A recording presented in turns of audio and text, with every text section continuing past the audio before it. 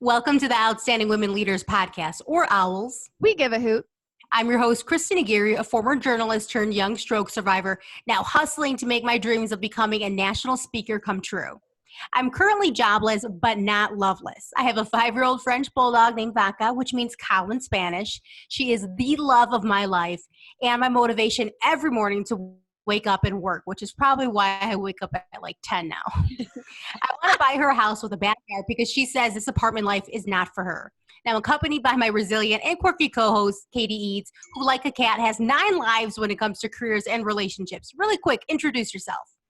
Thanks, Kristen. Good to know that you got up at 10 today. I may or may not have gotten up at noon when the church bells went off. Whatever. It's COVID. Whatever. It's COVID, and I needed this today, so it was totally fine. As Kristen mentioned, I'm your quirky and hilarious. She always forgets the hilarious part. Co-host and founder of OWL Professional Coaching. After a sudden divorce and heartbreaking sale of my first business, I left my first life behind, packed up my car, and drove halfway across the country to take on the Big Apple. If you can make it here, you can make it anywhere. Mm-hmm. But I couldn't afford the $20 toll, so I'm stuck on the other side of the Hudson in Hoboken, New Jersey. That's right, I'm a Jersey girl now. I refuse to pump my own gas. After proclaiming 2020 my year, I launched OWL Professional Coaching and the Outstanding Women Leaders podcast with my girl, Kristen. Our vision is to connect with outstanding women leaders around the world, share their story, and inspire you to empower owls in your own community. Our mission is to empower you to share your superpowers and be your brave, bold, unique self. Just a little bit more about me before we introduce our guest today. I think it's important everyone knows that after 5 years of looking for love in all the wrong places, I've met the man God clearly made for me. According to my therapist, there are approximately 50 men out there that are compatible for me. How she arrived at that number, I'm not entirely sure, and I've already divorced one. 50? I digress. 50, that's it. In the whole universe? In the whole universe. Just 50. How did she come up with that calculation? I'm sure there's like 10 for me. I have no idea. But what's important here is I've met this incredible man. Yes. The needle in the haystack, if you will. But again, enough about me. If you're ready to laugh, feel the presence of faith in your life, and hear the F-bomb a few times, then let's get started. Here we go. Today's guest is Marla Yetka. Yeah, Marla, I've never said your last name. Is that how you say it? Yeah, it's kind of hard to say. People kind of do a double take on it usually. Now, Marla is an amazing businesswoman, a wife, a mother, and winery owner here in Denver. Welcome, Marla. So before we get started, we want to hear your story. So how did you get into this? Oh my gosh. So you guys have had 9 lives. I've probably had a few more than that at my rough age here of close to 54 now. I started out way back when in advertising, actually, in Chicago. Like, you guys are from Chicago. Spent my first, I guess, 15, 20 years of my career downtown Chicago doing advertising marketing for restaurant companies, national chains, at bigger ad agencies. And I always said, looking at it from the marketing side, working with all these restaurants and retail places, that I would never in my life own a restaurant because I saw how hard it was. Mm-hmm. Met my husband in Chicago in the late 1990s something, got married in 2002, and moved to Denver. And kind of was just a stay-at-home mom, just a big-time slacker. Have a 13-year-old son now, and yeah, he's working very hard here at the winery. Oh, he's so cute. I have to say, stay-at-home mom does not make you a slacker. Those women work hard. Yeah, well, anyhow, so a stay-at-home mom and partial slacker maybe for the good part of maybe 8 years. And then I decided it was time to reinvent myself. So went back to school, got a degree from DU, from the Graduate School of Social Work in Animal-Assisted Therapy, and started working with this Snickers. So Snickers and I are a therapy dog team, and we spent about 4 or 5 years visiting different hospitals, nursing homes, memory care. Was totally in love with animal-assisted therapy. My husband at the time was working in oil and gas, and it was pretty cushy. I didn't need to worry about making money. He was doing great. And suddenly came the time when the oil boom kind of ceased to exist, and he lost his job. And we were pretty devastated at the time. We had the kid in a private school. We had just built our dream house. It was just kind of really kind of scary times. And he spent probably the better part of a year looking for other work. We both loved Denver. We really didn't want to move, but at the sea level, it was probably not a reality that we were going to stay in Denver, even if he did find something, but he didn't. So we again started trying to think about things that we're passionate about, and dogs was kind of my passion, but together we had a shared passion for wine and would frequently make trips up to Napa Valley. We lived in Australia for a while, enjoyed the wine. Been everywhere.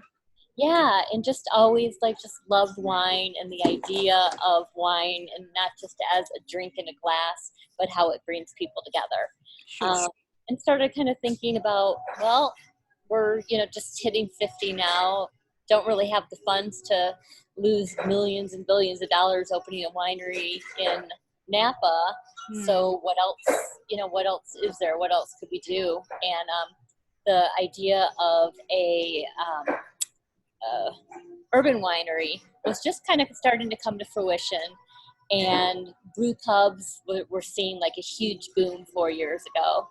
And we thought, living in Denver, the beer capital of, I don't know if it's of the world, but at least of the United States, we thought, well, why not do the same thing for wine that brew pubs did for beer? You don't have to be, as an urban winery, you don't have to be tethered to a vineyard. You can basically source your grapes from anywhere. In fact, our head winemaker lives in Napa, and most of our wine is produced in Napa. So why not just give it a shot here in Denver? And, we really don't have any background in retail or restaurants. I did marketing, but not operating a restaurant. So we were kind of going small. We thought, maybe we'd just find a winemaker, serve some cheese, and see how that went, thinking like a little brewery. And we looked for about 10 months for different space in Denver. And as you know, Kristen, the real estate market was really tight. It was really hard to find a lease. How did you go from small to the winery now? Because it is massive. Right? It's the best. I love that place. Yeah. I want to go visit there. Looks amazing. Yeah, it's beautiful. Awesome. 140-year-old building. But so Chad and I, we had a business plan, and we spent about 10 months looking for different space to rent all over Denver, Wash Park, downtown, all over. And we found a few spaces that we liked, much smaller. And the landlords wouldn't rent to us, even though we showed them we had cash, we could pay the mortgage, we could pay the rent. They looked at our experience and okay, you're an oil and gas executive, and you were a stay-at-home mom and did marketing in the 80s and 90s. How are you going to operate something like this? And to be honest, we kind of didn't know, but so we got turned down a lot. And then kind of the 11th hour, I was just online feverishly searching for places, and I happened to stumble upon this building, which is in the heart of the Rhino Art District, but it was in the part of the district that was kind of undeveloped still. And I love that it's hidden, kind of. It's kind of hidden. Now it's not so much with all the building around, but 4 years ago when I found it was in the middle of nowhere. And so I emailed our broker in the middle of the night. I'm like, hey, this place looks pretty big, but it looks pretty cool. And the rent was, good price, because it was pretty dingy when we found it. And lo and behold, we found the space, and we're like, okay, it's big. We can still do wine and serve cheese and go from there. So we found ourselves an amazing winemaker. His name is Brian Graham. And we do have friends in Napa that are winemaker producers out there. So we've connected from him. And it just kind of grew into something that we never expected. We've hosted in the last 3 years that we've been open, we've hosted probably about 60 weddings. Wow. Oh, it's so beautiful there for weddings. Yeah, so we're actually more of an event space than anything. So not just the weddings, but the corporate functions and whatnot. So we are a full-on events make up probably about 50% of our business. And that wasn't in the business plan, was it? That tiny little place with cheese and wine. No, we planned, and my husband's ex-McKinsey too, and he's done a fair bit of business plans, but our business plan called for basically what we do for one wedding for an entire year of revenue. Oh, wow. So we were pleasantly surprised about that. And then it's just found a great chef. She actually came to us as a server. Our original chef wound up moving to Mexico to be with family probably just a few months after we opened. And we're like, oh no, what are we going to do? And, we had the server, Sarah, who kind of raised her hand. She's like, I've done some cooking. And we're like, really? Our server, Sarah? And it turned out she's so good. Phenomenal, right? I know, like, this is unexpected. I guess she had worked in restaurants and hotels before, but was burned out. So just thought she would try her hand at serving. She wasn't really a good server, to be honest with you, but she's so those good. were her talents. The kitchen is like this big too, and she does everything back there. I know. The best cheese plates, the best flatbread, such good food to go with wine. I freaking love that place so much. So obviously we gear our podcast towards women. Yeah. I think sometimes as women get older, we kind of think you can't reinvent yourself. So what made you think like, okay, it's time to do something new for Marla? Well, number one, I couldn't continue to do all the volunteer work. So that really bummed me out a lot because I really had a passion for it. So when we started looking, I really had to pull my marketing expertise, I guess, because when you're looking at launching a business, like the brand is so important. So, so I didn't really necessarily reinvent to do this. I kind of dug deep back into something that was dormant for a long time. And really, like, I had lost confidence in. I'm like, oh my God, I haven't done advertising and marketing for 15 years. How am I going to know what to do? But then for me, I mean, maybe like most women, I run a lot with instinct and emotion. And I remember sitting down and talking about the brand. And again, like the dogs, the animals were so on my mind. And as we were working with the agency to develop this brand, Big Squeeze Folly, I'm like, somehow, like, I want a dog on the label. Like, it just needs to be about, like, we just have to incorporate animals and dogs and into what we're doing here, because part of, what we are is just this family driven, like, caring, like, not judging. And so we played with a bunch of ideas. And then our first dog, he's been gone for about 20 years. His name was Bixby, and he was a golden retriever. And, I'm like, well, how about Bixby? How about Bixby's Winery or Bixby's Cellar or Bixby? Just kind of sounded like a fun name. And I don't know, you guys are probably too young, but in Chicago, Bixby was from Chicago. Oh. But there was a place, iconic clothing store, and your parents will probably remember Bixby and Carruthers. It was very iconic back before you were born, but Michael Jordan was their spokesperson for the brand. And there were billboards all over, like, I-90 and whatnot, of Bixby and Michael Jordan wearing their suits and ties, and Scottie Pippen and Dennis Rodman back when they were winning all their championships. And there was a bar and grill downtown on Armitage and Clark called Bixby's Bar and Grill. And it was a place we frequented a lot. So when I named the puppy, I kind of named the puppy after the bar, but also a nod to Michael Jordan. And it just felt really personal.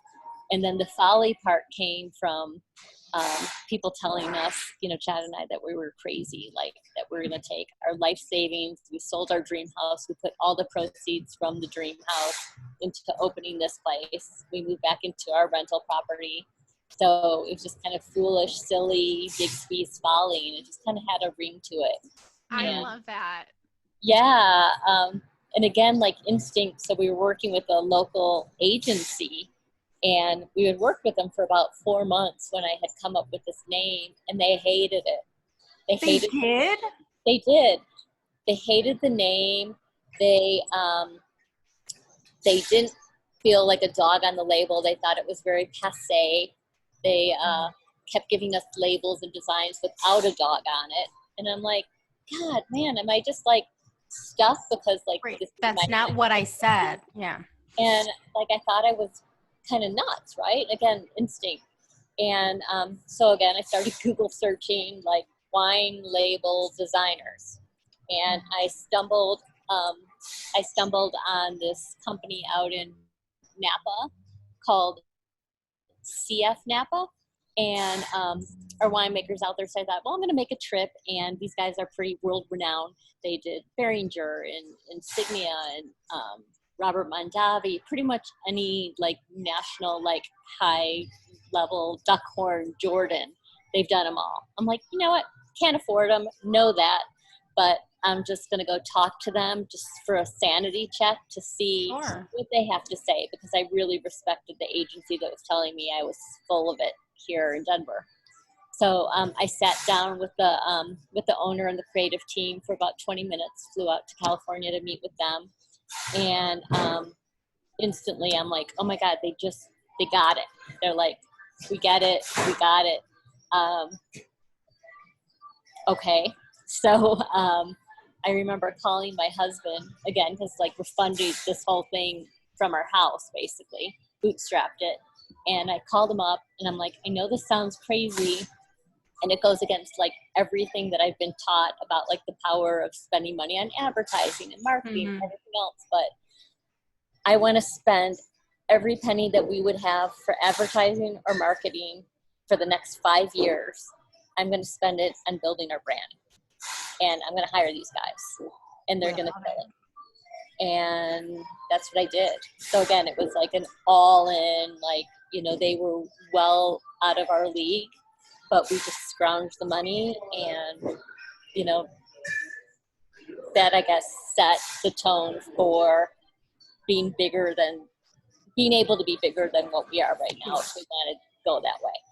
But I mean, that served you so well, especially in COVID. Like your brand is kind of what everyone goes to because you guys have blown up on social media. So I don't know if you can see like our logo there. And, Yes. Love it. yeah, these are kind of fun. So again, like the smoking dog. I don't know if you can Love see it. him. So yeah, so that was kind of the brand and the start of it. The social media part was kind of scary. Like I remember, I mean, I'm 54, so You're so good at it though. well, I mean, I was not on Instagram. I, you know, did very little Facebook. I remember inviting over, I knew like a few millennials, you know, that were in the area that we had become customers for us. And I invited her over. Her name's Shelby from Into the Industry Building. I'm like, Shelby, can you please come here and show me what Instagram is? Oh.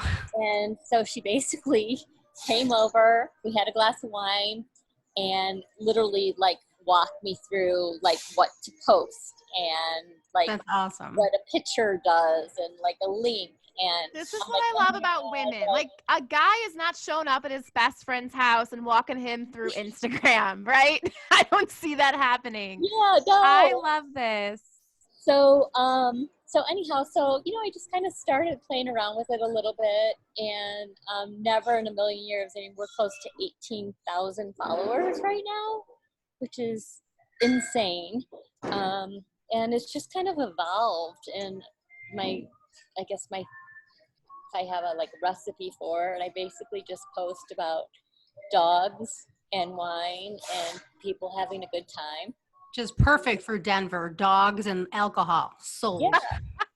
And then because we're in the Rhino Art District and there's so many like cool murals around, kind of like my signature move now, like, and then people see me standing, you know, in the road, you know, holding a wine glass in front of a mural. And that's kind of like my signature deal. And my son's yelled at me a few times because I've literally like parked in the middle of the road to take a photo. And he's like, Mom, you're going to get hit. And, Oh, tell us about the healthcare thing you guys are doing. oh my gosh. Yeah. Oh, do I have something in my tooth? Uh-oh. Hopefully you can't see that on camera. Oh, no, I never noticed that. Okay. I would have said something. I don't understand when women don't tell other women there's lipstick on your teeth or there's something in there. Like, so rude. It's so bad. I know. So, so yeah, the healthcare hero thing, this was another like weird, like again, instinctual thing. So it kind of came from that whole idea of like holding the wine. And by the way, I have wine in my car that has been opened and in my hot car for the last like 3 years, the same wine. And that's what I use for photos. So people are like, "Ooh, can I have some?" I'm like, you don't want to drink this stuff.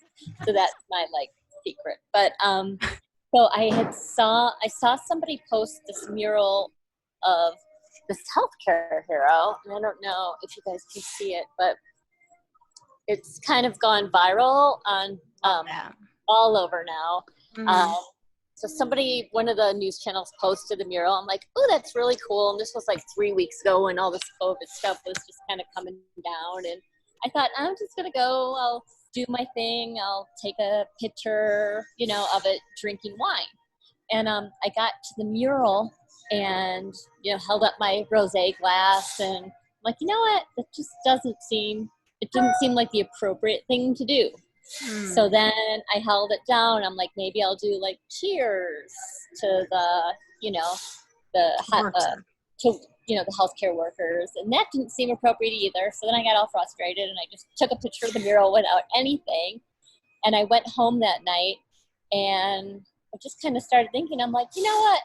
These guys are really out there doing some cool things. Like, wouldn't it be awesome if, I just kind of gave them, originally I was thinking like one of our aluminum wine bottles, but I'm like, no, maybe I'll take this picture I took of the mural, put it on a label, and then I will just offer, healthcare workers a free pint of wine. And then all I need to do is come in, show me their badge or their ID, or some people just tell me they're a nurse. It doesn't really matter. And I'll give them a pint of free wine. So I started printing labels off of my office here, and I bought 4 packs of pint jars from Target, and I'm like, all right, if we get like 50 nurses or doctors come in, how cool would that be? And so kind of where it is. Here's what they look like. So just kind of down and dirty, like a little mason jar with the sticker on it. That's cute. I love it. And I'm like, if we got like 50 healthcare workers in, how cool would that be? And it turned into over 3,000. This is just like a few-day supply. We've given over 3,000 pints away in the last 10 days.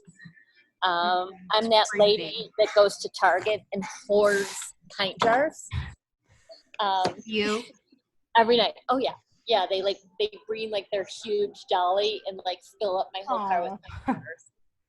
So it's been incredible, like the journey and working with the artist. He's actually starting a mural next, less than a week from now. He just did a brand new design of that's appreciation to teachers. Oh, that's amazing. I love that. So, I was a teacher for 7 years. So you think teachers are going to like free wine? I wasn't saying that, but I would love to buy some of your wine. But I love that you're going to do teacher appreciation, because we know our way around a good bottle of wine. Usually they're about $8 because we don't have any money, but we know our way around wine. I taught in Chicago. Is a new mural. I love that. That's really cute. So it's a teacher, and it says, the influence of a great teacher can never be erased. And so that's going to be his new mural. Love that. So yeah, the healthcare thing is winding down. We think pretty much every healthcare worker within a 50-mile radius has been here in the last 10 days. So we want to spread the love, and we're going to do the same thing for, teachers right now. They took all our classes and they put them online. I mean, they're just supporting our kids. It's amazing. Yeah, that's awesome. I'm so curious to hear, as you launched this business with your husband, what was that like, being married to a business partner and trying to navigate all of those new fun things that happen? What was it like, or how is it going? How long have you been open now? we've been open 3 years. 3 years. My husband and I have been married for, I think, almost 20 years now. And it worked a lot because he traveled a lot. And so we had very different things going on. And I mean, to be honest, like we're both good at like very different things. He's very like methodical and like finance driven, an engineer by trade. Actually used to be an aeroscientist too, aerospace engineer. So, we kind of stay out of each other's lanes. Yeah. And we're kind of a good balance. That's great advice. Stay out of each other's lanes. Stay out of each other's lanes. But, we do butt heads every now and then, and it's kind of hard to get away from each other. Like I was supposed to go actually to Israel about 2 weeks ago, and it was the first time I've had more than like 1 day off in a row forever. I was going to be gone for like 2.5 weeks, and that was canceled. And so now I can't get away, and it's really hard. Self-care and travel is so important when you're a business owner. What's that? Self-care and travel, getting away, because it's a 24/7 job. What was your husband's reaction when you said? My girlfriend, we had this. It was like the trip of a lifetime, and So. Yeah, instead I'm working 7 days a week because we had to, lay off our staff and go into like a totally different mode. We're used to being an event venue and like a bustling restaurant and bar, and we've had to totally rethink our entire way of doing business, like almost all businesses that are surviving out there, right? And you have to act quick. The worst and best decision I ever made was, again, because we got this notice from the governor that, hey, starting tomorrow, like you're carry out only, and we're like, oh shit, like because nobody answers their phones here. We have the worst phone system. So what's our lifeline to our customers? What's that going to look like? And I'm like, let's just use my text. Like, let's use my cell phone because that way I know I'm getting everybody's orders and whatnot. Right. I'm in touch with everybody. Little did I know we were taking all of our carryout orders through my cell phone. And people, I mean, I was getting, 50 to 100 texts a day with orders. Wow. And as of yesterday, we finally went to an online system, but as of yesterday, I noticed 5280 published my cell phone number as like. They did? But it's out there. There's nothing wrong with it. Yeah. They're just picking up the number that is everywhere else. So like my personal cell phone number is now on like every. It's on Instagram. All of the news articles are probably web stories. Oh my God. Yeah. Everything. And like I noticed just yesterday because I was starting to kind of get less text because of this online system now that's through Instagram, and then I noticed it get posted yesterday. I'm like, oh no, here we go again. So Oh no. The good thing is though about all this, which I've actually really loved, is where we're so busy before, we didn't really get a chance to really connect with people that loved us and supported us. And now because they're coming in 1, 2, 3 at a time, because they're texting me, hi Marla, I'd like to place an order. Like I'm actually like getting to know people. Some of them say they've been here like 10 times and I've never met before. And, so I think there's been some real positive that has come out of this too. And I don't mind Bixby's being personal and people feeling like they know me, they know Chad, like there's a face and a real person behind this brand that we I feel like if you've been to your facility, it does feel like family. Like the first time I was there, we were eating, drinking, like it's fun. But I want to know, how did Chad's costume start? Or can you tell us a little bit about that? Oh yeah, the What's Chad Wearing? What's Chad wearing? I love it. Yeah. Again, like you go into this weird funk when you hear like your thriving business is going to be shut down. Like, what are we going to do? What are we going to do? And how are we going to keep our spirits up? And how are we going to keep our customer spirits up? Because really, I mean, we don't sell a product, we sell an experience here. So how are we going to create an experience when people can only drive here and carry out? And he came up with the idea of putting on a costume and, making people smile. And we had this bunny suit that I had bought him. It's the Christmas Story pink bunny in the closet. I don't know, there's a silly holiday party that we went to years ago.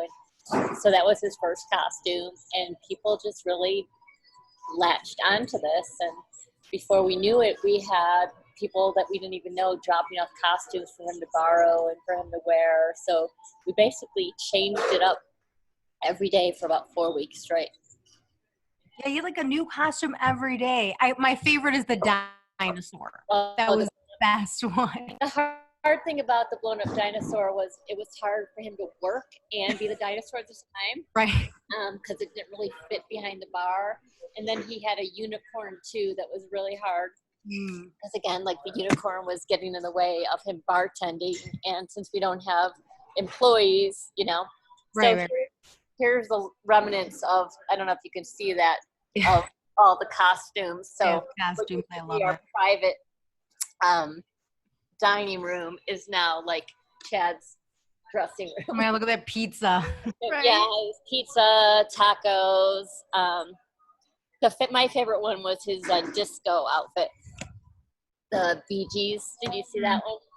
I don't know. I feel like I look every morning. I'm like, what is he wearing today? I know. He's kind of been slacking lately because this healthcare thing has really, it's been a whirlwind, and we're having a hard time keeping enough wine kegged on tap. So Sure. Chad's our winemaker. It's like, okay, does he dress up in a costume, or do we have wine to serve to the 150 healthcare people that have been coming through? It's pretty much 50 people an hour that we've been getting. 50 an hour? Wow. You're going to have to start putting the dog in the costumes then. Just switch that over. I know. I don't think he'd go for that. No. Maybe the 13-year-old son you have there, maybe he would make a nice costume. Yeah, so he's kind of sprinkling them in now when he can. And I think, after 4 weeks, people are like, okay, like another costume. So it wasn't as like, it didn't seem like it was as important for people. This has obviously been an extremely difficult time, especially for businesses that are trying to stay afloat. But do you have a favorite part of this time? Yeah, I think it's what I mentioned, just being able to connect with, people that are supporting us. I mean, they don't have to get their wine here. They certainly don't have to, pick up cookies here or whatnot, but they're coming in to support us and to show us that they care. So being able to really be one-on-one with them and just making it more personal, that's like really been the biggest positive. And having an appreciation for my staff, like bartending is hard, especially when you don't know the system. So we've had to learn, things. We've had our head chef has been, bartending. We've been in the kitchen. So, we're just a small few people that we kept on. We've all been doing whatever it takes. That's amazing. Marla, thank you so much for taking time out of your busy schedule to chat with us today. I wish I was closer because I'd love to come and check it out. But I'm going to get to Denver at some point. It may not be the next few months because that's the world we're in. But when I'm in Denver, I absolutely will check your place out. I have a question, and this is not like a typical question we always ask, but I'm just curious from a personal, when you came and told your husband, hey, so we're going to take the 5 years of our marketing spend dollars and we're going to throw it all into this brand. I've got this instinct. What was his reaction? What? but again, that's, I think, part of maybe staying out of the lane too. Like, it's like, all right, like, giving me enough credit to trust my instinct that that was the right thing to do.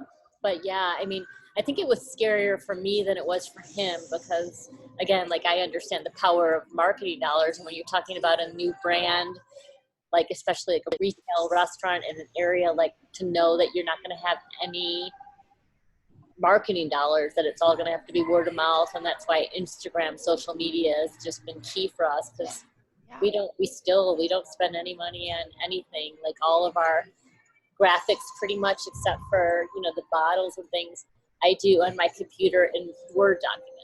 Yeah. Really? So don't tell marketers that. It looks so good though.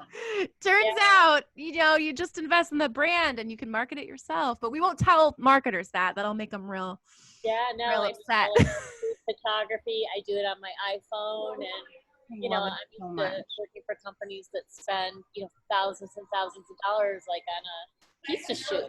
You know, like, Yeah. the whole day we'd spend, you know, photographing one pizza. So it's a different world. The iPhone's great, right? iPhone, social media. Oh yeah, that portrait mode is everything. I know, right? If you could give your young Marla any advice, what would you say to her? Or younger Marla? Oh my God, my younger Marla had so much fun. Like, I don't want to, I don't know what I tell her. What would I tell her?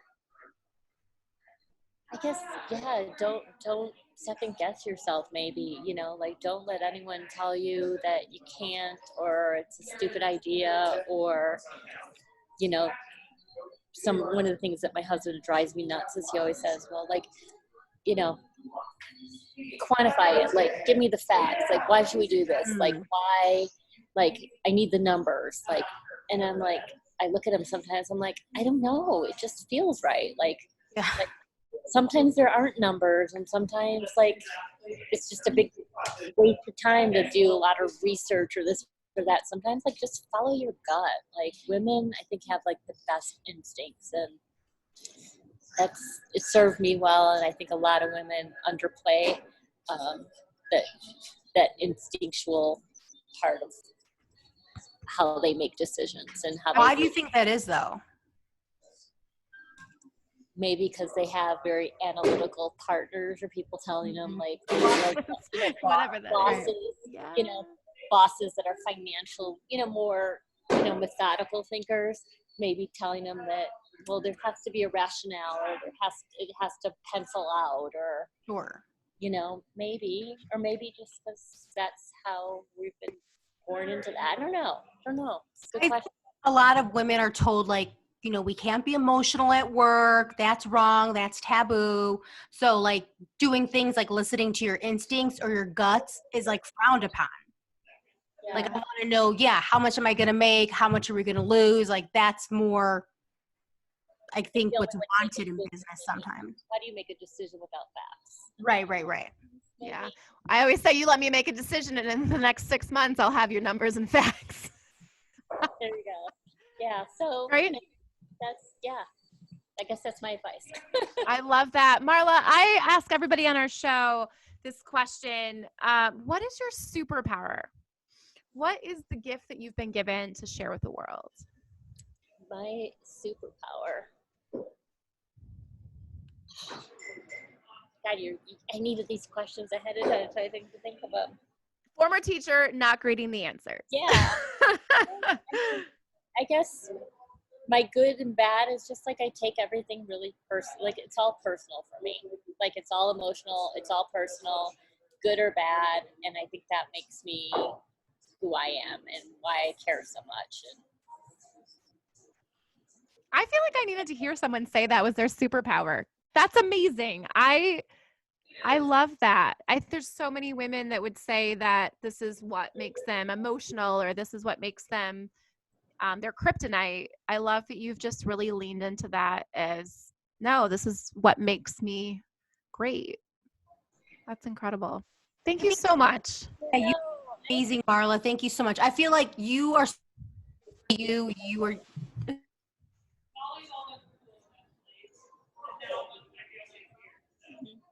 Kristen, you gotta stop touching your microphone on the show. Press that button again. Okay. It's flashing because it's muted. You gotta press the button on the top. There you go. Can't hear you.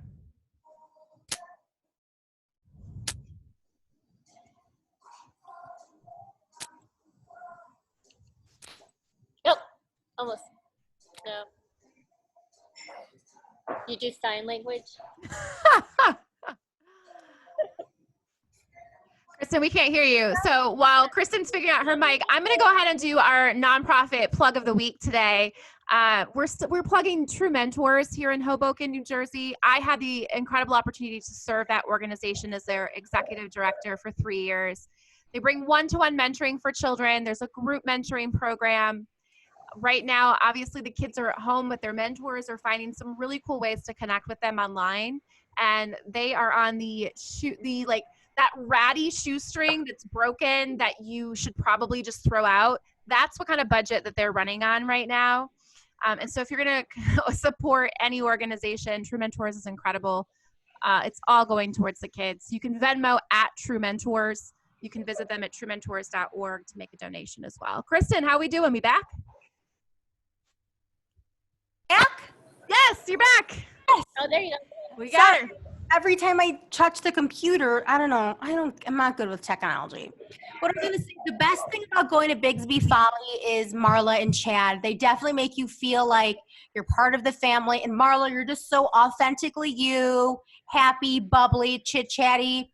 Is that hard to do when you're around a whole bunch of new people, or do you flourish in that? Thrive on it. I absolutely the busier I am and the more people I can talk to, I get energy from energy. So Yeah. Perfect job for me, the perfect place to me. Ooh, they also serve Merlot and cookies. Like, you don't know what you're missing until you try Merlot and cookies. You dunk your cookie in the Merlot. Instead of, There's a dunking of the cookie in the Merlot. Oh yeah, it's so good.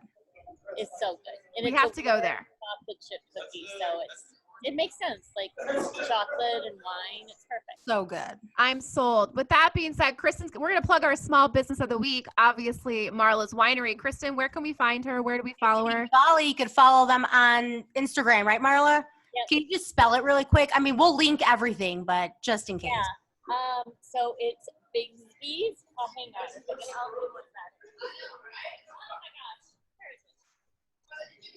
Winery is beautiful. I want to go there. It's huge. It's awesome. So it's Bigsby's Folly, Bigsbysfolly. Awesome. And we'll link everything to them on our Instagram. And tell us about the Growler Club. I love it. I have to come in and get my April one. Oh yeah. So we have people that are signed up. So it's $19.95 a month. And you basically, your credit card goes on file, it gets charged once a month, and then you come in, you just give us your phone number, and you get to fill up with the wine of your choice in a whole growler. It's awesome. One of these big old growlers, which is about 5.5 glasses worth of wine. So I'm going to Danielle's for dinner tonight, so I have to come in and fill mine up. Oh yeah. This is a place for me. Do you ship this wine? We do ship. So our shipping facility is out of California. So all of our reserve wines ship out of California, but I don't ship anything from Denver per se. Marla, you're the best. Thank you so much for coming on. No, all right. We have one last important question today, Marla, before we let you go. We ask everybody, what's your favorite drink? Right now, can I say it's our sangria? Ooh, yes. So, because of this whole crazy COVID crazy thing, we're actually selling different mixed cocktails in pint jars. And right now we got this peach sangria made with our Sauvignon Blanc that is to die for. So I'm gonna order that tonight. That sounds so good. I was just ready for you tonight. As the weather gets nice, I'm ready for a nice glass of rosé all day in the sun with brunch. Rosé will be back once we can open again. We've got our frosé machine. And, Oh, frosé, yes. Yeah, this place has it all. yeah. Thank you, Marla. You're the Yeah, best. I will see you later because I'm coming in for my fill up. Okay. Thank you. Thanks, Bye. Marla. Thank you.